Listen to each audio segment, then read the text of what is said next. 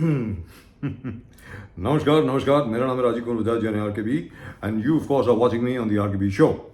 अब क्या है कि अब ट्रम्प साहब को कौन समझाए या अमेरिकनों को कौन समझाए। भैया देखो, रिजीम चेंज ईरान में होने वाली नहीं है। In fact the only regime change that is gonna happen is the regime change in America. हो सकता है कि ईरान की हुकूमत को हटाते हटाते कहीं ट्रम्प साहब को खुद को हटाना दिया जाए। I'm not joking. There's every possibility Trump himself might be removed. The only regime change which is likely to happen because of the Iran war is Mr. Trump. The regime change in the USA, that's because I'll tell you why. It's very simple. अब लोग कहते हैं ना कि साहब चुनाव हो रहे हैं, चुनाव हो रहे हैं, चुनाव हो रहे हैं, चुनाव हो रहे हैं। There are elections to the Congress and the Senate which are about to take place in the United States of America, and there's every possibility that the Democrats might just win a majority. And once they do that, the first thing they will do is, the first thing on their agenda will be to impeach Mr. Trump. And once that happens, God help everybody. If Trump gets impeached, he goes to jail. Not even the immunity granted to him by the US Supreme Court will be able to help him this time. Not happening. लेकिन एक चीज है, Iran में तो regime change होती नहीं है भैया। ईरान में हुकूमत नहीं बदलती है। हाँ, इतना जरूर है, सबको यहाँ पे डिफिकल्टी हो गई है क्योंकि ओमान से जो हमको LNG आया करती थी, जो हमको LPG आया करती थी, वो बंद हो गई है क्योंकि उनका प्लांट बंद कर दिया है उन्होंने। और स्ट्रेट्स ऑफ हॉर्मुज जो हैं अब जा करके थोड़े बहुत खुले हैं, तो थोड़ी बहुत मूवमेंट शुरू हुई है। लेकिन रशिया से जो तेल आना शुरू हुआ है उसकी वजह से भारत को बहुत सहूलियत मिलेगी।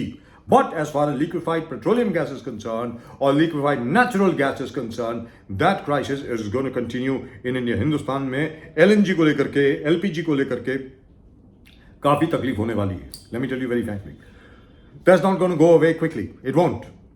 लेकिन जहां तक ईरान का खुद का प्रश्न है, why is it that I keep saying that Trump has already lost? Because the Iranians don't need to do anything.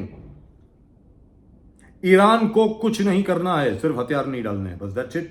They can continue fighting. And let me assure you, they can continue fighting for the next 10-15 years.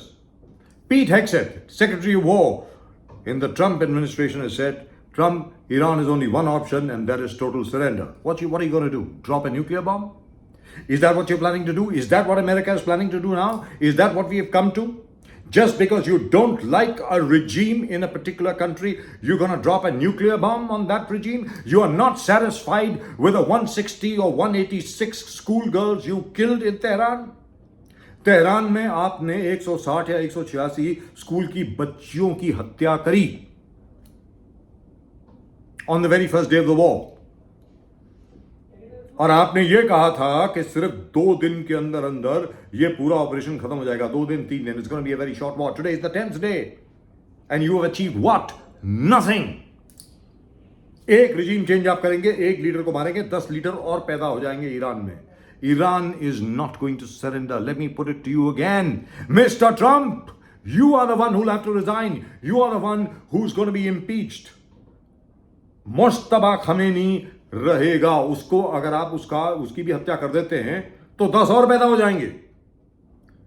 Didn't you guys see the millions of people who came to Ayatollah Khamenei's funeral or the mourning session of Ayatollah Khamenei? कर क्या रहे हैं आप लोग? इतनी भी अकल नहीं है आप लोगों में। I don't know what's going on here.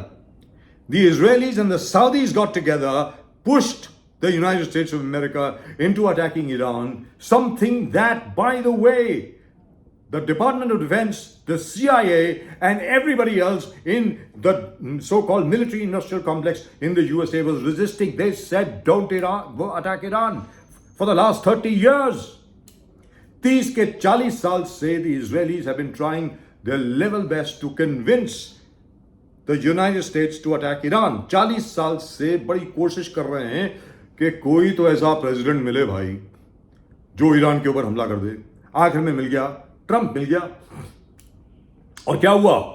जैसे ही एप्स्टीन फाइल्स में हिलरी क्लिंटन और bill Clinton appeared in camera before the Congress.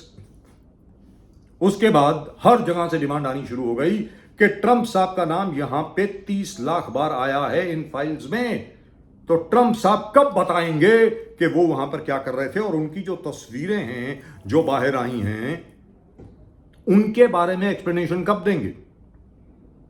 उसको छिपाने के लिए, उसको खत्म करने के लिए आपने ईरान के ऊपर हमला कर दिया, और ना जाने कितने ईरानी तो आपने मारे ही, ना जाने कितने आपने अमेरिकी सैनिक भी मरवा दिए। और ये एक और चीज है, the Americans are not telling the truth about the number of American soldiers who been killed, and they won't either.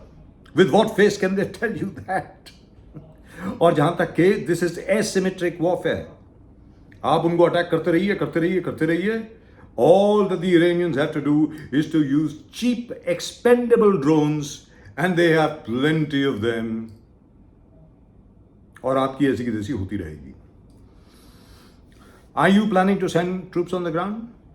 क्या अमरीकी फौज जो है वो ईरान पर हमला करेगी? जमीनी हमला करने वाले हैं आप? करके देख लो बेटा। मैंने पिछली बार कहा था दांतों तले लोहे के चने चबा देंगे, इस बार दोबारा बोल रहा हूं। अभी जो बच्चियों की कब्रें तुमने खोदी है ना, वो छोटी छोटी कब्रें, इतनी छोटी छोटी बच्चियों की जो आपने खोदी हैं, अब आपकी खोदेंगी, याद रख लो। और इनको शर्म तक नहीं आती है। पहले आपने गाजा में किया, अब आप यहां ईरान में कर रहे हैं, बच्चियों का कत्ल कर रहे हैं आप लोग। कैसी डेमोक्रेसी है भाई ये? कैसा लोकतंत्र है ये? And where are the rebels? आप कह रहे थे ना कि ईरानी बाहर आएंगे, मुर्दाबाद मुर्दाबाद करेंगे। ईरानी बाहर आएंगे मरने के बाद। जिस तरीके से आप उनके ऊपर बमबारी कर रहे हैं, जिस तरीके से उनके ऊपर आप मिसाइल दाग रहे हैं, ड्रोन दाग रहे हैं, वो आपको आपका समर्थन करने के लिए आएंगे मरने के बाद, अपने रिश्तेदारों को सामने देखते हुए कि वो मर गए हैं अमरीकी बम्बों से। They'll support you after you've killed them. As I said, the Israelis can enjoy themselves right now. Israeli जो हैं बड़ी मस्ती कर रहे हैं साहब, अभी करने दो, कोई बात नहीं। Saudis very very happy. Aramco की रिफाइनरी बंद कर दी थोड़ी देर के लिए, फिर दोबारा रिपेयर हो जाएगी, फिर शुरू हो जाएगी। But they have achieved their target. They have damaged Iran, certainly. But the biggest loser here is going to be the United States of America. सबसे बड़ा नुकसान जो होगा इसको लेकर के, यानी ईरान के ऊपर जो युद्ध चल रहा है अभी, जंग जो चल रही है, उसको लेकर के जो सबसे बड़ा नुकसान होगा किसका होगा? यूनाइटेड स्टेट्स ऑफ अमेरिका का होगा। And mark my words, mister Trump will not survive this. My name is RKB and you're watching me on the RKB show. Namaskar, Jai Hind. Yes, before I go, once again, thank you, Mr. Modi. I'm really impressed. Modi साहब ने जो भारत को इस जंग के बाहर रखा है, मानना पड़ेगा साहब, मानना पड़ेगा। जय Hind sir. You have really proven what real diplomacy is like. USA से दोस्ती, सऊदी अरेबिया से दोस्ती, 8 के 8 यूनाइटेड अरब एमिरेट से दोस्ती, इजराइल से दोस्ती, ईरान से भी दोस्ती। ये सिर्फ मोदी साहब कर सकते हैं और कोई नहीं कर सकता। That's it. नमस्कार, जय हिंद।